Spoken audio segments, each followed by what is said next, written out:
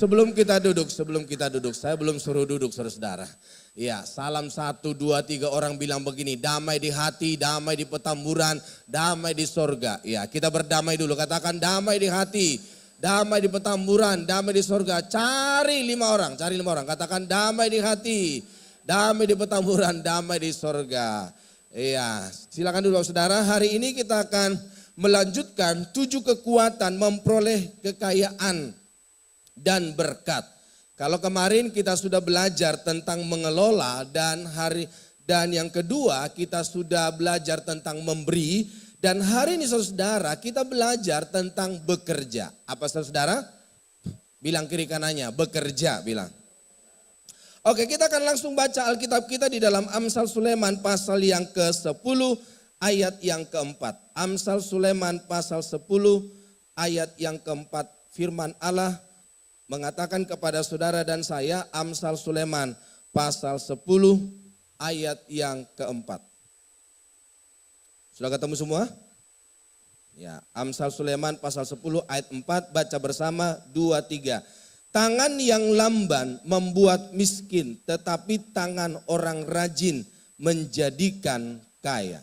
Di dalam Ulangan 28 ayat yang ke-8, Ulangan pasal yang ke-28 ayat yang ke-8, firman Tuhan berkata, 2, 3, Tuhan akan memerintahkan berkat ke atasmu di dalam lumbungmu dan di dalam segala usahamu. Ia akan memberkati engkau di negeri yang diberikan kepadamu oleh Tuhan Allahmu. Jadi saudaraku kasih Tuhan, bagaimana supaya Allah memberkati kita? Kita perlu bekerja. Dan di dalam bekerja saudara, Tuhan tidak mau saudara dan saya berlambat-lambat. Atau Tuhan tidak mau saudara melakukan usaha tanggung jawab kita dengan entar sok. Jadi kalau itu sudah menjadi tugas kita, kalau itu sudah menjadi bagian kita, harus kita lakukan secepat mungkin. Karena apa saudara? Dunia saja berkata, ayo cepat bangun, ayo cepat bekerja, nanti berkatmu dipatok ayam. Kenapa saudara? Orang dunia saja mengerti saudara. Dan saudaraku yang kasih Tuhan, saudara dan saya bekerja, jangan menjadi orang lamban, harus cepat, cekatan, lakukan. Karena apa? Firman Allah berkata dalam Ulangan 28 ayat 8, karena Tuhan yang memerintahkan berkat. Gak mungkin saudara dan saya tidur dan berkat itu datang, gak mungkin. Pemazmur saja berkata, Mazmur 127 ayat 1 sampai seterusnya dikatakan, jikalau bukan Tuhan yang membangun kota, jikalau bukan Tuhan yang membangun rumah, sia-sialah orang membangunnya. Sia-sialah kamu bangun pagi-pagi, menikmati hasil jerih lelamu. Tetapi itu Tuhan berikan bagi orang yang dicintainya. Pada kapan saudara? Waktu tidur. Bukan berarti kita tidur saudara, tapi ketika kita bekerja, Tuhan sudah menyediakan berkat untuk saudara dan saya. Itulah sebabnya bekerja. Dunia mengajarkan bahwa cara memperoleh harta yang terbaik adalah dengan cara bekerja sedikit mungkin dan mendapatkan hasil sebanyak mungkin. Ada pula yang mengajarkan bahwa bekerja adalah segala-galanya. Apakah konsep Allah tentang bekerja? Bagaimana seharusnya kita bekerja? Bekerja adalah bagian perjanjian Allah. Dunia berkata saudara, bekerja sedikit hasilnya banyak. Itu namanya tisani. Tahu tisani? Tipu sana, tipu sini, main narkoba, berjudi. Orang gak mau bekerja lebih memilih pengedar narkoba. Orang lebih memilih berjudi daripada bekerja. Supaya apa? Kerjanya sedikit, kerjanya santai, hasilnya banyak. Saya mau kasih tahu Bapak Ibu Saudara, jangan ada di antara kita menjadi seorang penjudi dan pengedar narkoba. Coba lihat kiri kanannya, ada penjudi enggak? Ada pengedar narkoba enggak? Saya mau katakan kepada saudara-saudara, tidak ada seorang yang akan kaya dari dia berjudi. Saya ada kenal seorang ibu. Ya sudah hampir 20 tahun saya kenal ibu ini saudara-saudara. Pekerjaannya setiap hari berjudi. Saya sudah sampai dari rajin, dari sabar, sampai marah, sampai saya nggak mau nasihatin. Sampai hari ini masih berjudi. Hartanya habis, emasnya habis, rumahnya yang bagus dijual. Sampai dia tinggal di gang, saudara-saudara. Anaknya berontak sama dia, karena apa? Anak-anak tidak melihat figur seorang ibu.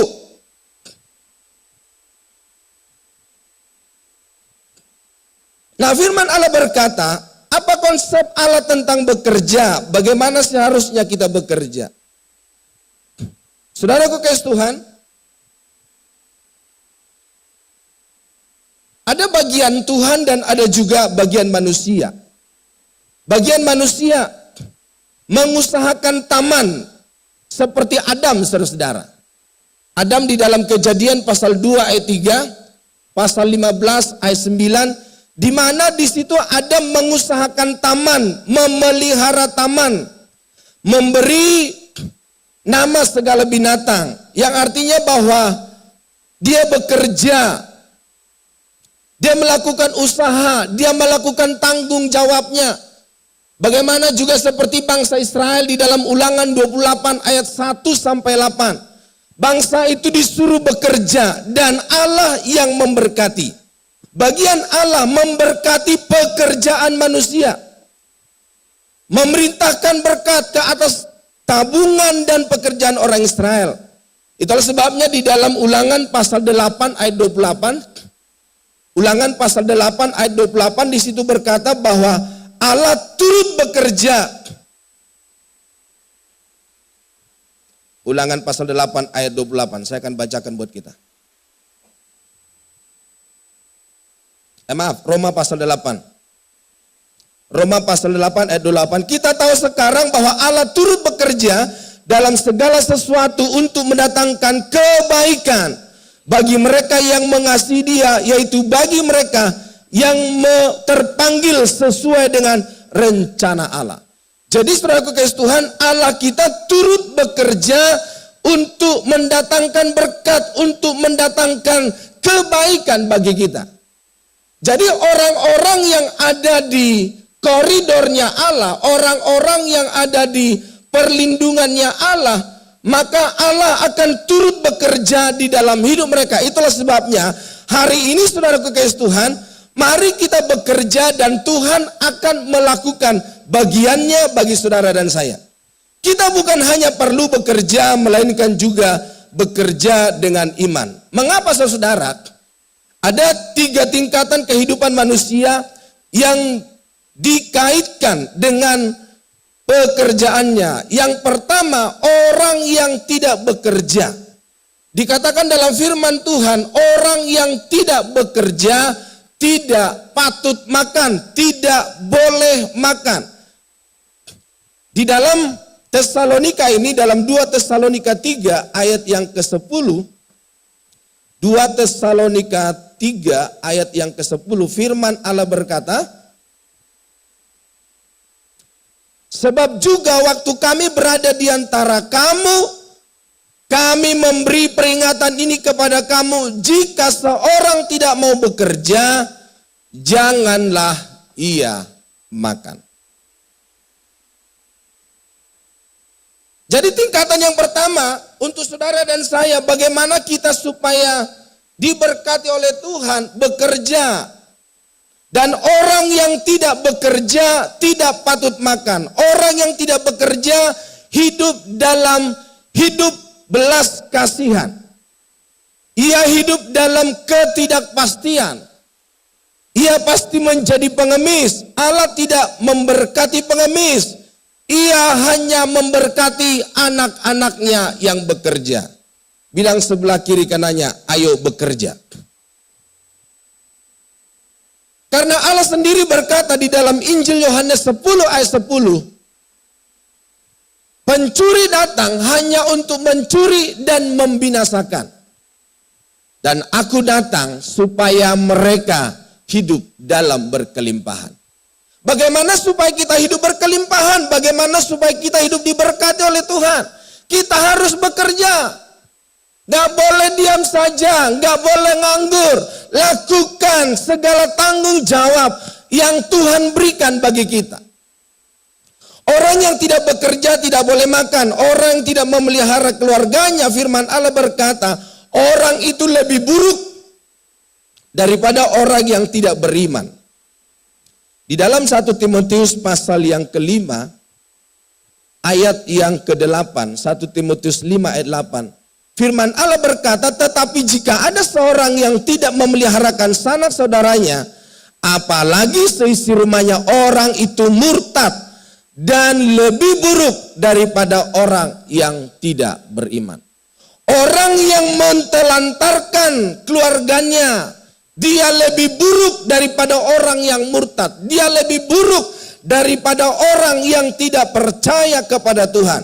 Jadi orang Kristen, orang percaya harus bekerja. Kita nggak boleh diam saja, nggak boleh nonton saja di rumah, saudara-saudara. Tetapi kita harus bekerja. Yang kedua, tingkatan orang percaya untuk kita dapat memperoleh berkat adalah orang yang rajin bekerja. Tuhan mau supaya saudara dan saya bukan hanya bekerja, tetapi rajin, ulet. Jangan kita lakukan satu pekerjaan, terus kita pindah lagi. Lakukan satu pekerjaan, ganti lagi pekerjaan. Buka usaha satu, buka lagi, atau kita bermalas-malasan. Belum ada pelanggan, belum ada customer, sudah kita ganti lagi. Gak bakal maju, saudara-saudara. Gak bakal kita dapat memperoleh berkat. Kita gak bakal diberkati oleh Tuhan. Karena apa? Ya kita itu gak rajin, gak setia, gak ulet di satu pekerjaan. Ya tentu, saudara-saudara, di dalamnya kita harus libatkan Tuhan. Orang bekerja dengan rajin pasti menjadi kaya. Prinsip pangkal kaya adalah prinsip yang berlaku untuk umum. Siapa saja yang mentaati hukum ini akan menuai hasilnya. Rajin pangkal kaya. Saya banyak melihat saudara, dari kerajinan yang dilakukan, dari keuletan yang dilakukan, mereka berhasil, mereka diberkati oleh Tuhan. Pintar benar saudara-saudara. Tetapi rajin itu juga perlu. Ulet itu juga perlu. Setia itu juga perlu di dalam satu pekerjaan. Saudara dan saya dibutuhkan keuletan. Saudara dan saya dibutuhkan untuk kita bekerja. Saudara dan saya dibutuhkan untuk rajin. Sehingga saudara-saudara, di dalam kerajinan kita Tuhan memberkati. Kalau hanya pada tingkat kedua, kita tidak ada bedanya dengan orang-orang yang tidak percaya. Yaitu hanya rajin, hanya bekerja. Harta benda pada tingkat ini dapat dimusnahkan oleh krisis dan goncangan-goncangan. Sebab tidak mengandung berkat Allah dan tidak menjadi fondasi batu karang yang kuat. Kita dapat melihat contoh di dalam Alkitab seperti Lot, saudara-saudara. Ketika dia bersama dengan omnya Abraham. Dan Abraham berkata, kamu dapat bisa memilih. Kalau kamu ke timur, aku ke barat. Kalau kamu ke utara, aku ke selatan. Omnya itu memberikan kesempatan kepada Lot supaya dia lebih memilih terlebih dahulu. Dan ternyata saudara, Lot itu di tempat yang subur, di tempat yang diberkati. Dan di dalam firman Allah, Lot ini adalah seorang yang kaya, diberkati oleh Tuhan. Namun saudara-saudaraku kasih Tuhan, apa yang menjadi miliknya dirampok, dimusnahkan, diambil oleh orang lain. Bukan hanya itu, daerah di mana dia berada dihancurkan oleh Tuhan. Itulah sebabnya saudara-saudaraku kasih Tuhan, selain hanya kita rajin bekerja, ternyata yang ketiga, kita perlu rajin bekerja dengan iman dalam perjanjian Allah. Jadi saat kita bekerja, kita juga ada perlu di dalam perjanjian Allah, ada di dalam berkatnya Allah, ada di dalam lingkungannya Allah, ada di dalam penyertaannya Allah. Orang yang rajin bekerja dengan iman hidup di dalam hukum perjanjian, mereka pasti diberkati oleh Allah. Karena Allah terikat dengan janjinya. Galatia 6 ayat yang ke-7, firman Allah berkata di dalam Galatia pasal yang ke-6 ayat yang ke-7, jangan sesat, Allah tidak membiarkan dirinya dipermainkan, karena apa yang ditabur orang itu juga yang akan dituainya. Di dalam kita bekerja dan kita ada di dalam perjanjian Allah, ada di dalam lingkungannya Allah, orang-orang itu akan diberkati oleh Tuhan. Karena apa? Berkat Tuhanlah yang membuat seseorang kaya. Penyertaan Tuhanlah yang membuat seseorang berhasil. Itulah sebabnya saudara-saudaraku kasih Tuhan, ketika kita bekerja, mari kita melibatkan Tuhan. Mari kita ada di dalam perjanjiannya Allah. Mari kita mencari Tuhan, membiarkan Dia turut bekerja di dalam segala pekerjaan kita. Jangan seperti orang-orang saudara-saudara bekerja tetapi hidupnya pas-pasan. Sampai hidupnya berkata bahwa orang itu hidupnya 7P. Tahu 7P? Pergi pagi, pulang petang, penghasilan pas-pasan.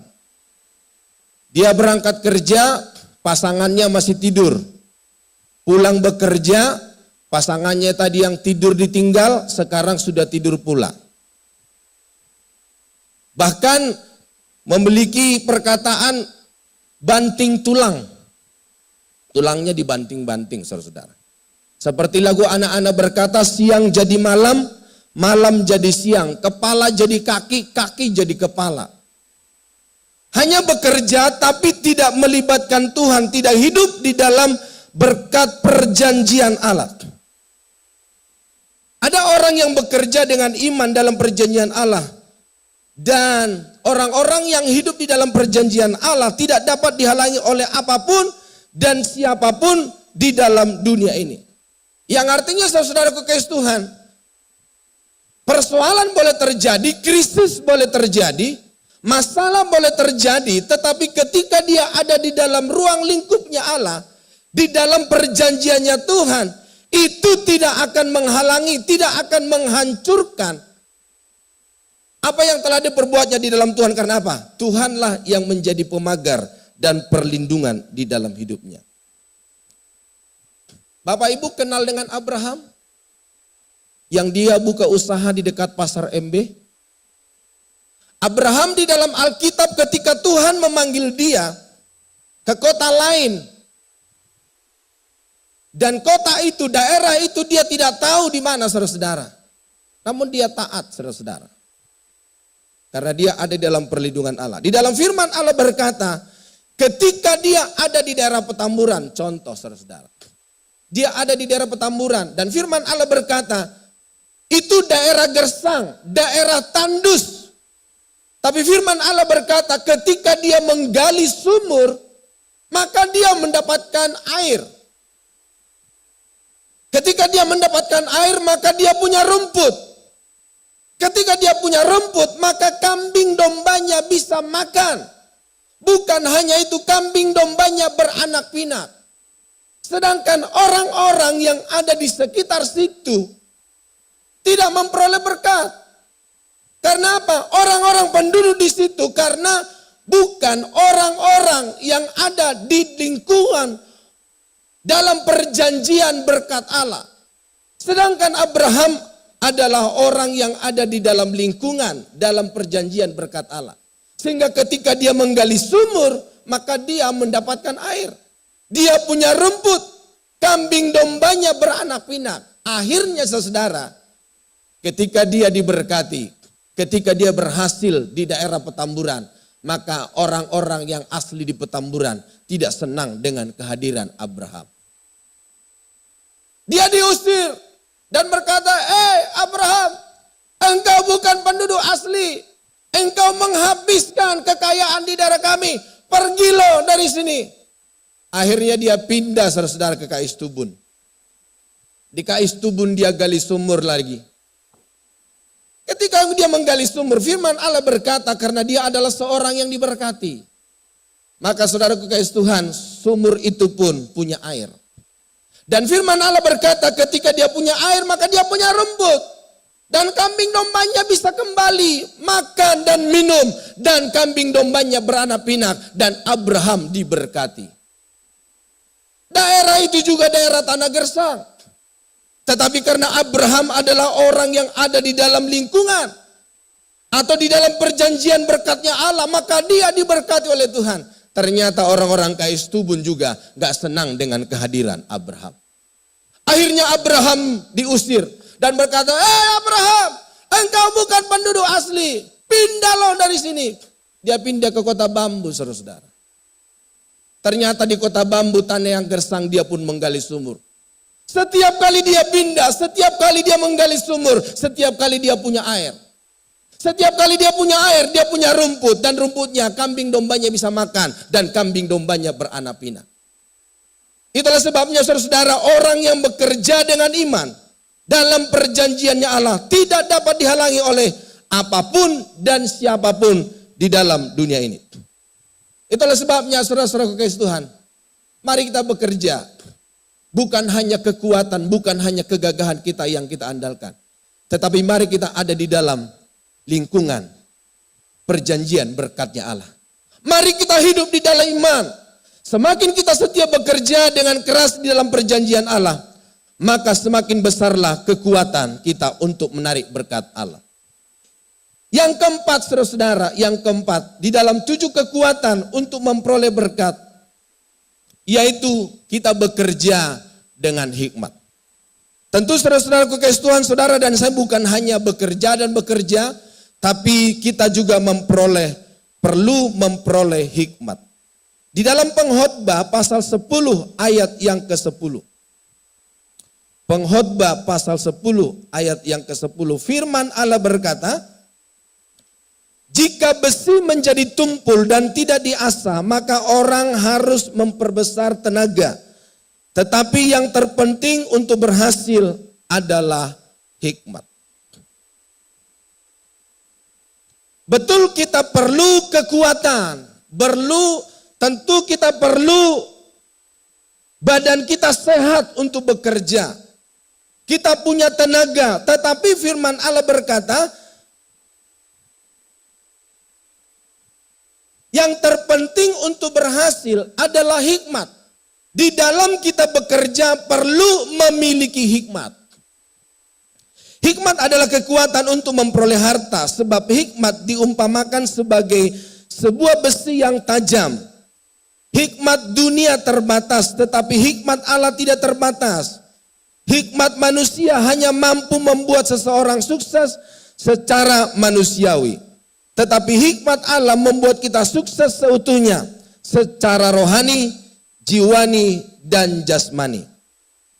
Nah, apakah fungsi hikmat dalam kesuksesan? Yang pertama saudara, hikmat adalah kekuatan untuk memperoleh berkat seutuhnya. Saya ulangi, hikmat adalah memperoleh berkat seutuhnya. Di dalam Amsal pasal 3 ayat 13 sampai 17. Amsal pasal yang ketiga.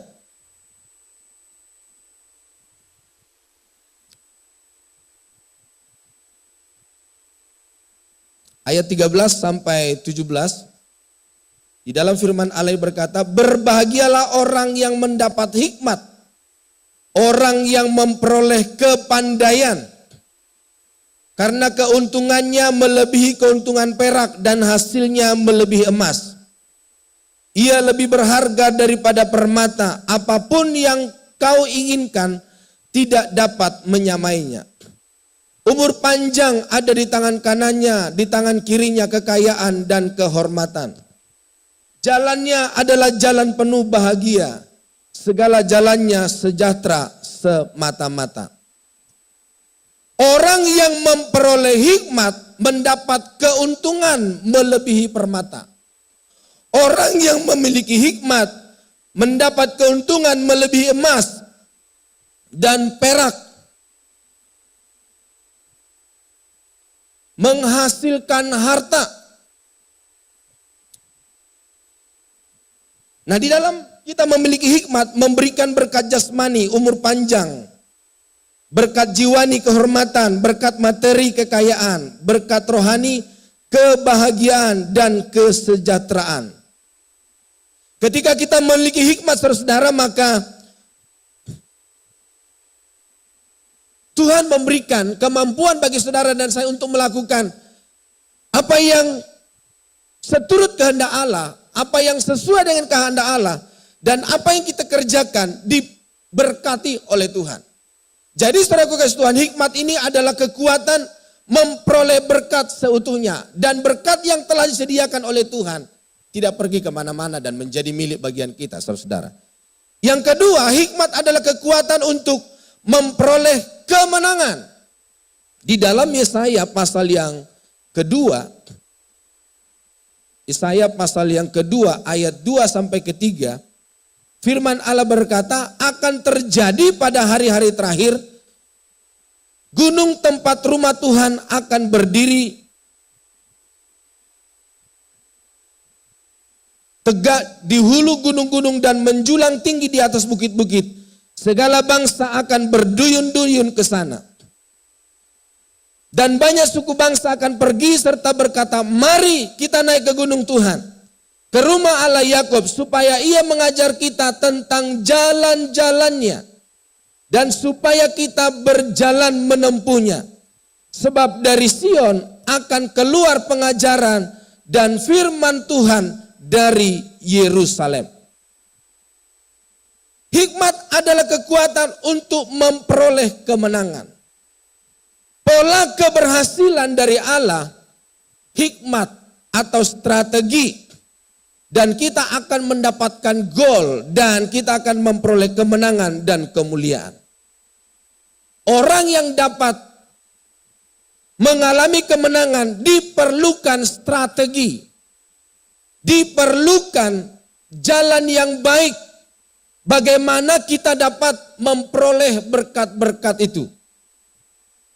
Jadi langkah pertama, hikmat atau strategi. Pada akhir zaman Allah akan memberikan hikmat atau firman dan pengajaran kepada gereja. Sehingga gereja memiliki jalan-jalan atau strategi untuk menang. Yang akhirnya mencapai kemuliaan. Dan hikmat diperlukan untuk memimpin keluarga, gereja, pekerjaan, dan masyarakat. Kita perlu memiliki strategi atau jalan-jalan mana yang harus kita tempuh untuk kita dapat memperoleh keberhasilan. Dan yang ketiga, saudara, hikmat adalah kekuatan untuk memperoleh jalan keluar yang tuntas. Bagaimana supaya kita dapat menghadapi persoalan atau bagaimana kita dapat bekerja dengan baik, maka saudara kita perlu memperoleh jalan keluar yang tuntas lewat hikmat.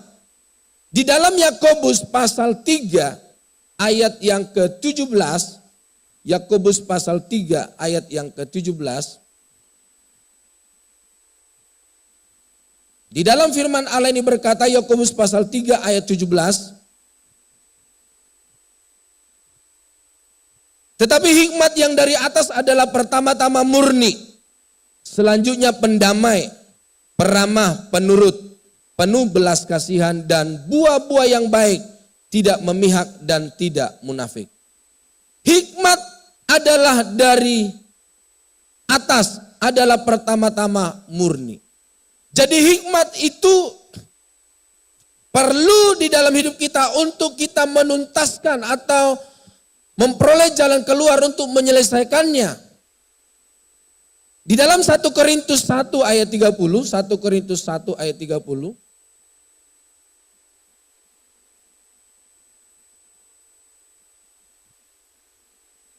Firman Allah berkata, tetapi oleh Dia kamu berada dalam Kristus Yesus, yang oleh Allah telah menjadi hikmat bagi kita. Ia membenarkan dan menguduskan dan menebus kita. Jelas dalam firman Allah itu Kristus Yesus yang oleh Allah telah menjadi hikmat. Jadi saudaraku kasih Tuhan, Allah yang memberikan hikmat, dan Allah itu adalah hikmat kita sendiri. Yang memberikan jalan bagi saudara dan saya, bagaimana kita melakukan setiap pekerjaan yang Tuhan telah percayakan bagi kita. Hikmat manusia dan dunia tidak dapat memecahkan masalah secara tuntas. Sebab bersifat duniawi, dipenuhi nafsu dan dikendalikan oleh kuasa-kuasa kegelapan.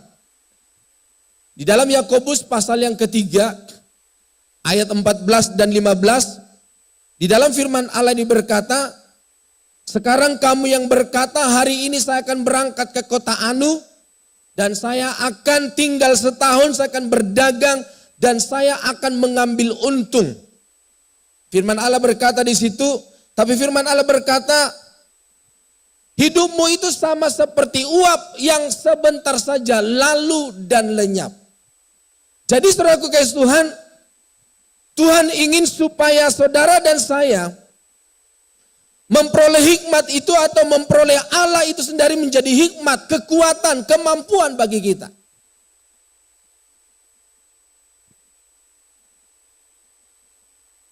Dan yang keempat, yang terakhir, hikmat adalah kekuatan untuk memperoleh kreativitas. Bagaimana supaya kita kreatif di dalam Allah? Bagaimana kita berinovasi di dalam Tuhan dalam bekerja? Di dalam Kejadian pasal yang kedua ayat 15 dan 19. Kejadian pasal 2 ayat 15 dan 19.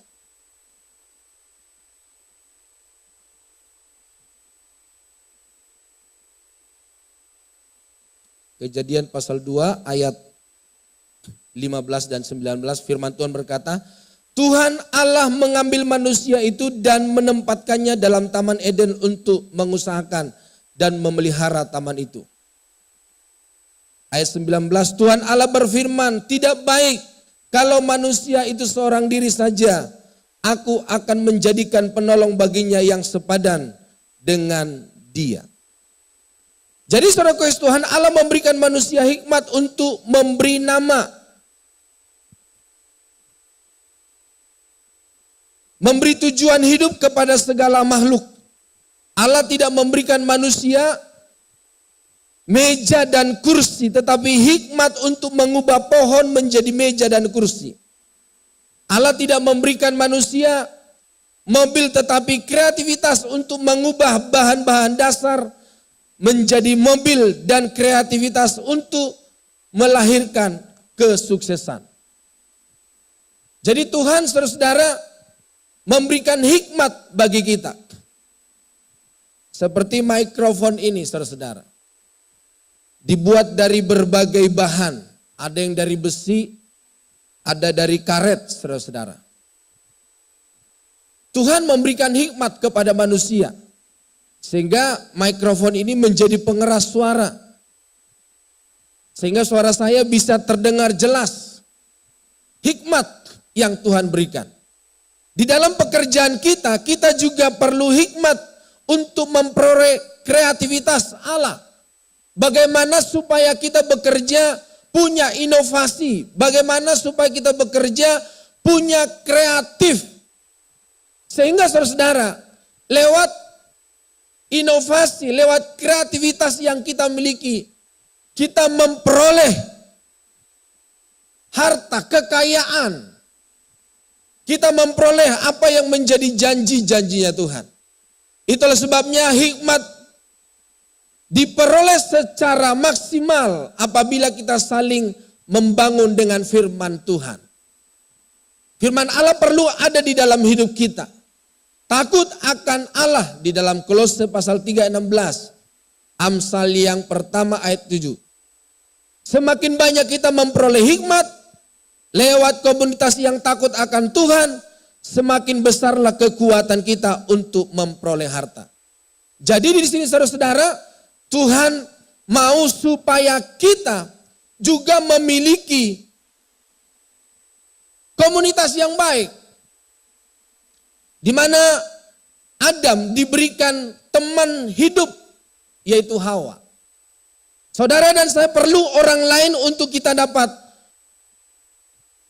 diberkati oleh Tuhan, tapi sesama orang-orang yang ada di dalam Kristus. Orang-orang yang takut akan Tuhan. Orang-orang yang ada di dalam kerajaan Allah. Dan biarlah hari ini saudara-saudara, setiap kita, supaya kita dapat bekerja. Dan bekerja kita juga memperoleh hikmat. Bagaimana kita supaya dapat memperoleh hikmat? Kita perlu Allah. Dan kita juga perlu orang lain yang satu komunitas dengan kita. Kiranya firman Tuhan dapat memberkati kita, kita datang kepada Tuhan.